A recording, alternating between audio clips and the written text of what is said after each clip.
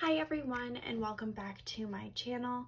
Today we will be going over our 2020 goals in review. And so at the beginning of 2020 we made some family goals, my husband and I, and today we will be reviewing those to see which ones we were able to accomplish and which ones we're hoping to incorporate for next year. So again, like I said, in the beginning of the year, we made these goals to pay off our home improvement credit card. We did, at the end of 2019, buy a new house. When we did that, we bought the cheapest house in the most expensive area. It's a fairly new house. It was built just about 10 years ago, and you can tell those people moved in, had some wonderful children, and did absolutely nothing to the house to maintain it or improve it over those 10 years. And so there were scuff marks everywhere, stickers on the walls. We personally got to remove some boogers from the walls that were not from our family. And so once we got hold of the property, we had to put in all new carpet because it had been really beat down over 10 years, and had to repaint all the walls because there were so many scuffs and dings. They actually painted the downstairs of the house really poorly, like missing spots, and then you could see halfway up the stairs, as you walked upstairs, they had just stopped. And I think they had thought they had gotten the same color, but they hadn't. So they had a bunch of like transition color paint strokes. It was pretty bad. So we did have to pay a pretty penny to get the house really in a condition in which we wanted to live. I was super pregnant at the time, so I wasn't really able to help with any of the painting, and we did pay to have our carpet installed, and we did put that on a credit card. And so our goal in 2020 was to try and pay that off as soon as we possibly could. And so I was able to pull up our finances for last year, and I was able to see that the goal that we needed to pay off for that credit card at the end of 2019 was $3,760.79, and we were able to meet that goal, and we now have $0 on that credit card, which I'm really proud of ourselves. It's so easy to just go ahead and pay the minimum payment, because we did put it on a 0% interest card for I think 9 months, but we were able to pay it off a lot faster than that, and we did, because we wanted that debt out of our life so badly. The next thing that was a priority for us in 2020 was to build up our emergency fund. When we purchased our house, we found the perfect house on the market for us just a little bit earlier than what we were hoping for. So we did have to dip into our emergency fund in order to buy the house, which I don't regret doing. I really love our house. I really love our neighborhood.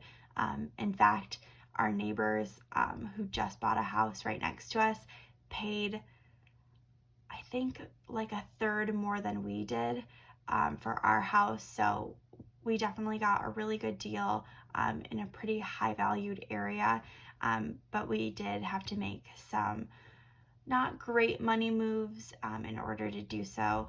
And so we tried really hard in 2020 to make sure that we were getting ourselves back into a better financial situation. So our start of 2020, we had, hold your breath, $4,450.25 in our emergency fund. So that was really all the money that we had to our name. We had that credit card debt on top of it. We have a lot of other debts. Feel free to click the card above to see our debt confession, to see really where we've started, at least the year 2021. It wasn't better in 2020. It's kind of where it all started for us in terms of maybe not making as good of financial moves as we had hoped to. But we were able to end the year with a pretty good emergency fund. Our ending balance was $12,469.83. So our goal was to have $10,000 in the bank by December 31st of 2020, which I would say we definitely exceeded that. That being said, that $2,400 will most likely go to our tax bill that we'll be owing for 2020, that will be due in 2021. So we definitely met it, but I wouldn't say necessarily we exceeded it. We were right on track. The next thing that we hoped to do was pay off our 401k loan. We took out the 401k loan when we bought the house that we currently live in. Like I said, it was the perfect house. It just came on the market, and we wanted to scoop it up really fast, about 2 months sooner than what we were hoping to. But luckily, because we bought it early, we were able to make all of the renovations that we needed to do in order to live in it before we moved in. So we took out a 401k loan of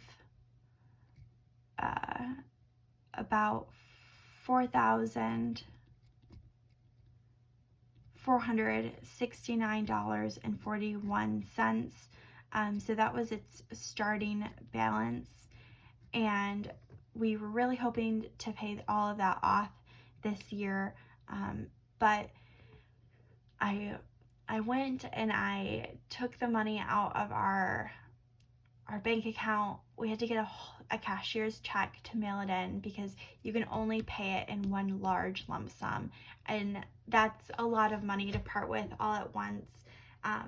So we had decided we were going to pay it off, and we were just holding on to the check to mail it in to our 401k company, and I just could not part with the money. The market has been so good these past few months when we were planning to pay it off, that I knew that if we put it all in at such a market high, that I just wouldn't feel good about it. And so since we'd really just owe this money to ourselves, we do plan on trying to slow pay it, but also still trying to save up money. If the markets do crash all of a sudden, I will be the first one to get a new check and mail it off, so that we can get in at a market low. But we actually only were able to pay off a small fraction of that. So we paid off with our normal contributions $1,490.06. It was still a pretty good dent in that starting balance. So I am proud of the work that we did, but it was just us paying the minimum for the 401k loan. That does come out of our paycheck every week, or not every week, but every paycheck, and we do get paid twice a month typically, and we should have this paid off by the end of 2022, so it won't be a debt in our life for too long. But I couldn't part with that money, unfortunately. If you have comments about that, I would love to hear what you think about that down in the comments below. So our next thing that we were hoping to do in 2020, that was a big financial goal, was actually to spend a little bit of money, which was to buy bedroom furniture. So just to give you an idea of what our house looks like, when we got married, we got office furniture for my husband's office. when we moved into the current house we live in, we finished up getting some living room furniture. Prior to that, we didn't have any living room furniture other than just a couch, and that was it. No end tables, no entertainment center, nothing. And then our hope in 2020 was to actually finally get some bedroom furniture. Since we have moved in together and been married, we have been living and sleeping on a mattress on the floor because we have been trying to be really smart with our money, and we didn't feel good about just spending a bunch of money on a bunch of bedroom furniture. But we were hoping to save up money to buy some, and so we aimed to save up $5,000 in order to buy that bedroom furniture, which we did save up that money, but we actually spent less than that. So we got it on a really good deal. It's a whole bedroom set. There's the bed and the bed frame. We got a dresser. We got a little bench, and then 2 really nice size side tables, which will be very exciting. Right now we're using old side tables from my husband's late grandmother. So it'll be really nice when we get this furniture in. And we spent $3,312.48. So we did spend less than we planned on it. And I bet you because of that, that's why we have a little bit more in our emergency fund than we had estimated we would have by the end of 2020.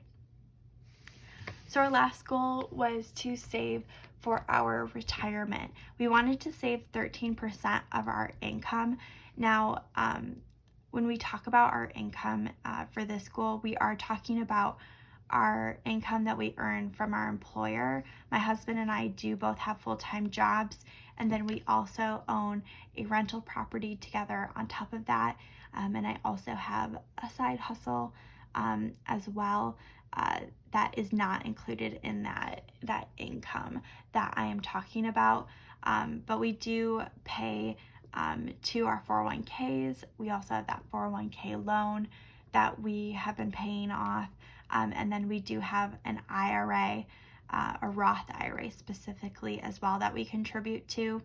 We also have another savings account that we invest in the market but is not for retirement specifically, so we don't count that money. That's separate. That's more for when we need to buy a new car and things like that. If you are interested in learning more about how we go about making decisions on how we're investing our money, where we're investing it, and what those accounts look like, I would be more than happy to make a video about that. Go ahead and leave a comment below if you do have an interest in that. But we were hoping to save that 13%, and we were actually able to save a little bit more than that, which was really exciting. We put away 13% with an extra 0.92% of our income. So just a little bit over what we were hoping to, which is really exciting, especially with everything that's happened in 2020. We were blessed enough to have a baby about a month and a half before the United States started their lockdowns. And then we were also able to both keep our jobs during all of this turmoil, and actually were able to even receive raises. We didn't get any bonuses this year, but we did get some raises.